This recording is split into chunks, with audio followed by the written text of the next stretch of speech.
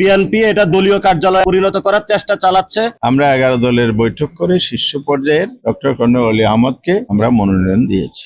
সেই সময় বাংলাদেশ আওয়ামী লীগ সংসদে বিরোধী দল ছিল, তারা একজন প্রার্থী দিয়েছিলেন। রাষ্ট্রপতি নির্বাচনে অংশগ্রহণ করছে এবং আজকে আমরা এখানে এসেছি যে আমাদের 11 দলীয় জোটের যিনি প্রার্থী ডক্টর অলি আহমদ বীর বিক্রম, ওনার মনোনয়ন পত্র আমরা আজকে জমা দিয়েছি এবং এই মনোনয়ন পত্রে যিনি প্রস্তাবকারী ছিলেন উনি বিরোধী দলীয় প্রধান এবং বাংলাদেশ জামায়াত ইসলামের আমির ডক্টর শফিকুর রহমান এবং যিনি প্রস্তাবকারী ছিলেন সমর্থনকারী ছিলেন আব্দুল্লাহ আল আমিন এনসিপির যুগ্ম সদস্য সচিব। এবং আমরা একটা প্রাপ্তি চিঠিও পেয়েছি যে আমরা আজকে জমা দিয়েছিলাম এই চিঠিটা। এই বিষয়ে আজকে সার্বিক বিষয় নিয়ে পর্যালোচনা এবং বিস্তারিত কথা বলবেন 11 দলীয় জোটের সম্মানিত সমন্বয়ক এবং যাকে কক্সবাজারে ইঞ্জিনিয়ারিং করে হারানো হয়েছে জনতার এমপি জনাব হামিদুর রহমান আজাদ। আমরা আজকে তফসিল অনুযায়ী নমনীয় পেপার দাখিল করেছি। মাননীয় চিফ ইলেকশন কমিশনার আমাদের এই নমনীয় পেপার গ্রহণ করেছেন। আমরা প্রতিনিধি দল সবাই একসাথেই ওনার কনফারেন্স রুমে গিয়েই আমরা দাখিল করেছি। আমাদের এই মনোনীত প্রার্থী 11 দলের পক্ষ থেকে ডক্টর কর্নেল অলি আহমদ বীর বিক্রম, উনি বীর মুক্তিযোদ্ধা, খেতাবপ্রাপ্ত মুক্তিযোদ্ধা। ওনার এই প্রস্তাবের এই মনোনয়নের ফরমের প্রস্তাবক হচ্ছেন ডাক্তার শফিকুর রহমান এমপি, মাননীয় বিরোধী দলীয় নেতা, বাংলাদেশ জামায়াত ইসলামের আমির আর নাগরিক পার্টির আলামিন সমর্থক। আমরা ফরমে যায় ওনারা চেয়েছেন সকল তথ্য উপাত্ত সুনিপুণভাবে বিশুদ্ধভাবে আমরা লিখিতভাবে পূরণ করেছি, আজকে জমা প্রদান করেছি। তার সাথে ওনারা 3 জনের প্রার্থী, প্রস্তাবক, সমর্থকের এনআইডি কার্ডের কপি জমা নিয়েছেন। এছাড়া অন্য কোনো ডকুমেন্ট আইনে বর্ণনা নাই, ওনাদের ইস্যুকৃত নির্দেশিকাও নাই। যতটুক আছে ফুলফিল করে আমরা এটা জমা দিয়েছি। আমরা আশা করছি ইনশাআল্লাহ আমাদের প্রার্থী ব্যালিড প্রার্থী হিসেবে যথাযথ যাচাই যেদিন হবে 16 তারিখ যাচাই পর্বে তিনি ব্যালিড প্রার্থী হিসেবে, যোগ্য প্রার্থী হিসেবে মনোনীত হবেন, আমরা এই প্রত্যাশা রাখছি। আর এই নির্বাচনটা নিয়ে অনেকের এই কিউরিওসিটি আছে, ইতিমধ্যে পুরো জাতির মধ্যে এটা একটা আলোচিত বিষয়।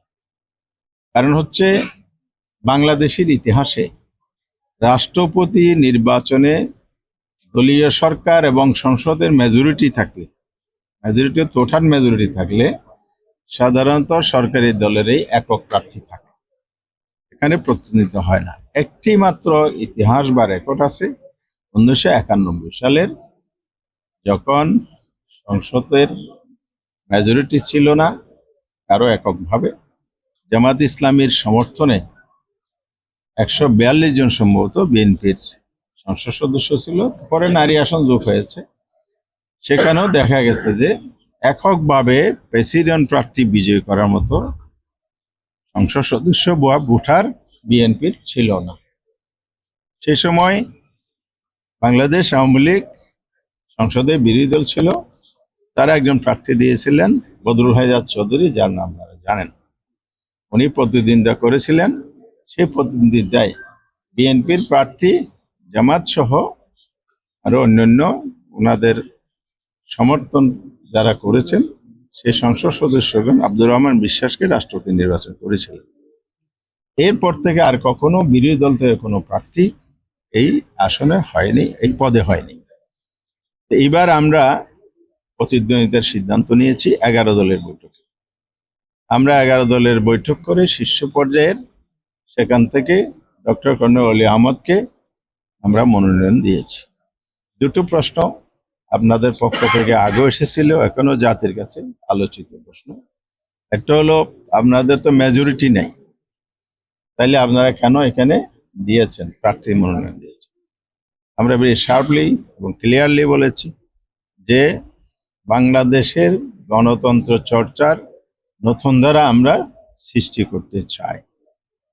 91 সালে যদিও একটা সম্ভাবনা ছিল বিএনপির আসন কম থাকাতে, এখানে তো সে সম্ভাবনাও নাই।